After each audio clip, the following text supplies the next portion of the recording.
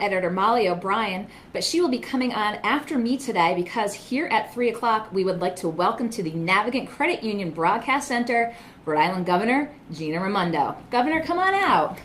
Hello, Kate. Thanks for coming on today. I appreciate it. I know it's been a nice to see you. Busy day. Well, I appreciate you taking the time to come into our new studio I like your new here. digs. I like it. Yeah, there's a lot going on. We can see what's going on the street, and it's just been fun. It's been great so far. So I appreciate you taking the time. Obviously, a lot going on today. A lot going on since you've been governor. What has been the biggest surprise to you, having been governor in these 2 years? Just how much there is to do. Which I knew, but it's across all agencies. So it's a heavy lift. It's a big job. The day I was elected, we had highest unemployment rate in America, worst bridges in America, DCYF in a state of crisis. So we're building from the bottom up, and it's just a lot. It's a heavy lift. It is a heavy lift. And if you could, kind of like Supergirl style, take it back 2 years and do something different, do anything different, what are your thoughts? What would you maybe have done differently?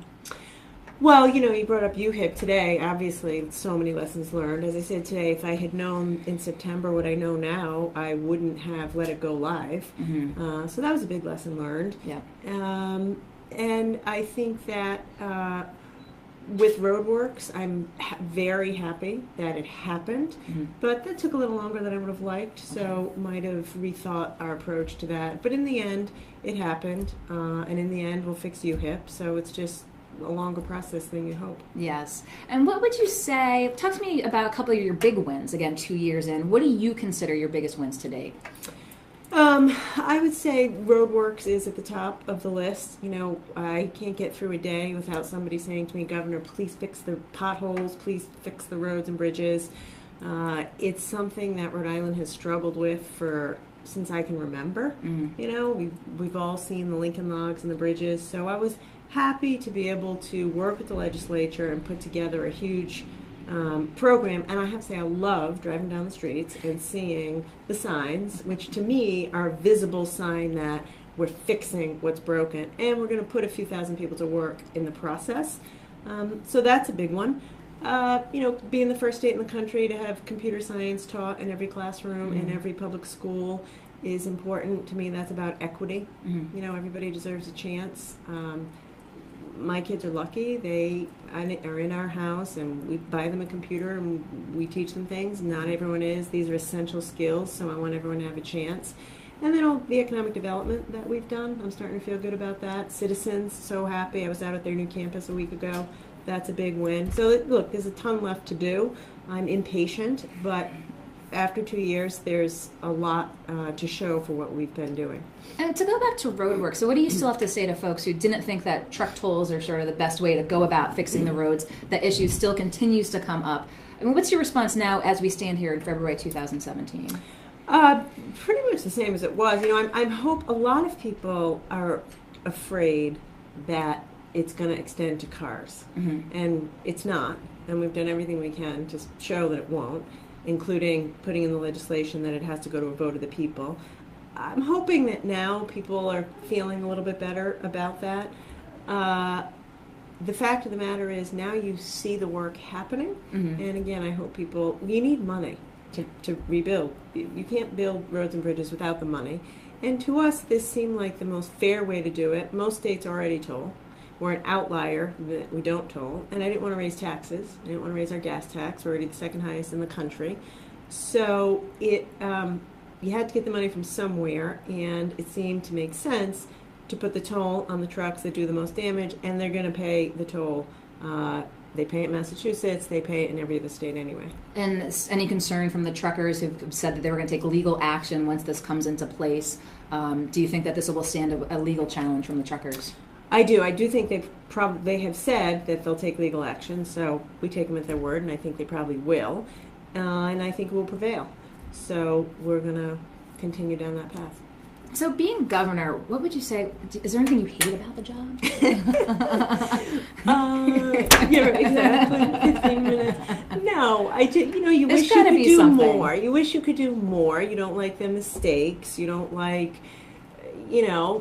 letting people down or making, not being able to fix things fast enough. That's hard. That is definitely hard. And it is hard to to be out and about, and especially in Rhode Island, we all know each other. It's small. I go to the grocery store, I go to Benny's, I see people. It's tough when people want more, want things done faster, and you can't deliver enough fast enough. Do you think that's a function, again, of Rhode Island being so small? We all know each other, no legislators, no folks in government. Do you think that accessibility factor adds an added element of pressure to you representing a small state? That's a good question. I think it probably does. Yeah. I think it's good. I think I talk to a lot of my colleagues who are governors in other places. They don't get to have as much contact with their constituents as I do, and I think that's a great thing. I actually love that. One of the hardest parts about being governor, actually, is getting honest feedback around what's actually happening. So for me, I consider it a big benefit just to be out and about, to hear from people directly. But sure, it definitely puts more pressure because you know these people. If you don't get something right, chances are you know somebody whose life needs to be made better, and that adds pressure, yeah. And obviously sometimes you get tough feedback, especially social media. What do you have to say to that, who folks who can be really not so friendly in social media? Yeah, the thing is, I have to say I've never taken any of it personally, so that I'm lucky in that respect. If it's constructive, I take it. If it's just people being cranky to be cranky, you just kind of let it go. So as we mentioned, when you came in, you had a big announcement today about you have been moving forward. As we heard, it's a lot worse, and you're putting forth a plan to try to put it on the right track. Yeah. Who's going to be paying for cleaning all of this up? We're going to hold Deloitte accountable. We'll see how much it costs. We're going to have to hire more people, and I plan to demand that Deloitte pay for that. They're the principal problem here, if you will.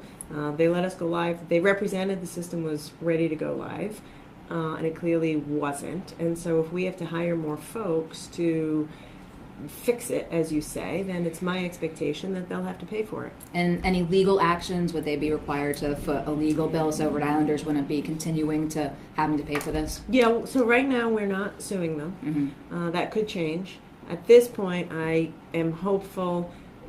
We've told them we want to renegotiate the contract. I'm withholding millions of dollars of payment from them, and they've said they're going to come to the table, renegotiate, and work through it. So at this point, I'm going to hold them at their word and see if that happens. If they don't, then we will have to sue them. Okay. And another elephant in the room, I know, sorry to say that we were suing the office to try to get the documents from the state police, but as we found out last week, the state police said that they are going to release the investigation notes. Do we have a sense of time frame? Made the announcement last week. Are we talking days, weeks? What's your expectation? What have your conversations been with them? I haven't really talked to them about this. I know they're working on it, and I'm happy. As you know, I have said, let's let it all out there from the beginning. So now the case is closed and they can do it. You'd have to ask them how long it's going to take them to go through the materials and put it out there. I don't think it's going to take an excessively long period of time, but you'd have to ask the colonel. And do you have any concerns that perhaps what we get from the state police might be heavily redacted to the point that there might not be enough information for folks to get further answers? Do you think if the Rhode Islanders don't get a sense of sort of what fully happened, that could create another issue unto itself? It could. I don't know what they'll have to redact. As they'll follow the law, and they'll have to redact whatever they have to redact following the law. I would encourage them to over disclose. I mean, this is one where if it's on the bubble, give it up, because people deserve to know. The only way we're going to put this behind us is full transparency. Let people see it so we can finally move on. And do you have confidence that the potential of petitioning the court for the grand jury documents? A lot of folks said that that's a very difficult avenue to take. You did it, you did file it. What are you hearing from your legal team? Do you expect that you'll get that? We think we have a case. I mean, we do think we have a good case. Like I said, the case is closed. So now that the criminal case is closed, we have a better case. What I would argue to the court is this is special. In other words, this isn't just any case. This has consumed the public's attention for a long time. Mistakes were made. We lost a lot of money, and I think it deserves special treatment, and I hope that they will fall down on the side of disclosure. And again, I just think, I don't know if we're going to be able to fully move on until everything's out, so I hope that they agree. And speaking of moving on and moving places, let's talk about Norwegian Airlines is looking at TF Green. Great window we're in here. We've got some of the yellow jackets walking by downtown who like to wave. Getting some waves to the governor. It's a great big window that we're in here. If you're on NUA Bassett, you'll have to come stop in. So yeah, let's talk about Norwegian Airlines, TF Green, expanding TF Green to be an international player with, flights they're saying at the outset is, less than $100 each way. What would a Norwegian Airlines mean for TF Green in Rhode Island? I think it would be great. I've been very focused on improving the airport. So when we are out, recruiting companies, when we were working with GE and Johnson & Johnson, having an airport that is national and even international is a big deal. People travel all the time now for business. Who doesn't love TF Green? Yeah. Everyone avoids Logan if you can. We love our airport. So if we could market our state as having a truly international airport or having more direct flights to Colorado or Texas or California, it's a game changer, I think, for Rhode Island. It's something we don't have now. We have convenience. TF Green's been rated as one of the most convenient airports. Yeah. So if we could add more flights, it's a big deal. So I hope we can make it happen. So waiting to hear about that. And let's talk about things again on your agenda, the college funding legislation that you're trying to put forth. You're fired up. You're going around the state making the case for it. Have you had conversations with the Speaker of the House about this? Yes, we've talked about it. And I've talked to the Senate President, and I've talked to a bunch of their colleagues. So like with anything, it's new, and I'm going to make the case to them. Okay, so we'll have to wait and see, moving through the General Assembly session. And speaking of talking with folks, everyone knows you talk with a lot of high-level CEOs, GE, Johnson & Johnson. Do you have any more you've been talking with? Anything in the pipeline that you might maybe want to tell us a little bit about? We're still working on PayPal, which I've been after for a while. I spend as much time talking to companies around here as well. I mentioned Citizens Bank. That took some work. Their leases were up in Cranston. It wasn't always certain that they were going to stay in Rhode Island. So I'm constantly out and about saying, if you're already here, add jobs here. If you're not here, but you're expanding, think about Rhode Island. And citizens going to Johnston, and we'll talk about a couple of other issues. Obviously, some folks in Johnston might not have wanted such a big production in their backyard. What do you have to say to folks when projects when it moved from Cranston to Johnston to sell it, and for folks to this day that might say, we would not have preferred it right here in Johnston, in their backyard? Yeah. There is always that. That's always the balance between creating jobs and building versus don't put it in my backyard. I think in this instance, it's a huge win for Rhode Island. They're staying in Rhode Island. They have over 100 people a day right now working to build the new facility. It's a 123-acre campus. Mm-hmm. To Citizens' credit, they're doing a good job. They are going to have, I think, a soccer field and a bocce court and a baseball field, running tracks, which is all open to the public. Mm-hmm. So it's an open campus. So I'm hopeful that when it's up, people will say, okay, it's a lot of jobs in our community. It's going to be good for the local restaurants, good for the local dry cleaners and merchants. And by the way, we can go play bocce at Citizens Bank. So that's one example. Obviously, another one that's highly contentious and not just in the backyard is Barville and the power plant there. Yeah. Very politically charged issue. What do you have to say to folks that say that this isn't the place to build it or the space in Rhode Island to have it? Yeah. So I've spent a lot of time talking to people from Barville, and I don't think in that instance it is just not in my backyard. I spent a lot of time with these people. They're afraid. They want to know. Promise that our water won't be contaminated. Air pollution, water pollution, health concerns. And I think they're completely legitimate concerns. And what I want to say to them is, let's let the process play out. We have a good siting board process. Bring forward the health concerns, the safety concerns, the water concerns. And if in the course of that process there are issues, health, safety, water, which can't be mitigated, then it won't go forward, and it shouldn't go forward. So, and let's let the process continue. And speaking of the water issue, the folks that have the concerns that Providence is selling the water to Johnson, who's turning around and looking to sell it to Barville, do you think that that's the appropriate way to go about doing this? I know there were some issues with how that happened, and as I always come down on the side of more process and transparency, but at the end of the day, as long as they have an arrangement which is appropriate and provides high quality water and no water contamination, I think it's probably fine. Okay. Looking at the time here, I know you're off to some other places as well, and you've got a busy schedule. Just a couple additional questions. Now, I'm not saying this, but there have been folks who said, you're from the 1%. I mean, you come with a lot of wealth and might not connect with everyone around the state. What do you have to say if people say that, as a 1%er, of your ability to really understand and connect with those who don't have that level of wealth? Yeah. I don't hear that much, but they ought to come to my mom's house in Smithfield and see where I grew up and see the bedroom I shared with my sister and the family that I came from and the roots that I come from. And even more than that, just look at everything I'm doing. So everything I'm doing, whether it's free college or computer science or for the first time ever, all-day kindergarten for everybody, it's all focused on providing opportunity for everybody and making sure people aren't left behind. I mean, if you were to say to me, what's the biggest problem in America, I'd say income inequality. There's too much wealth at the top and too many people being left out. And so that's why, you talked about me stumping for free college. I am stumping for it because I believe in it, because I spend so much time with these young people who are not from the 1%. And they say, Governor, I want to go to college. I'm smart enough. I can do this. I can't afford it. Or, hey, Gov, I'm stuck in a dead-end job because I had to drop out of college because I couldn't afford it. So that's what I work for. That is not the 1%. And all of these proposals I'm trying to get done, I'm lucky.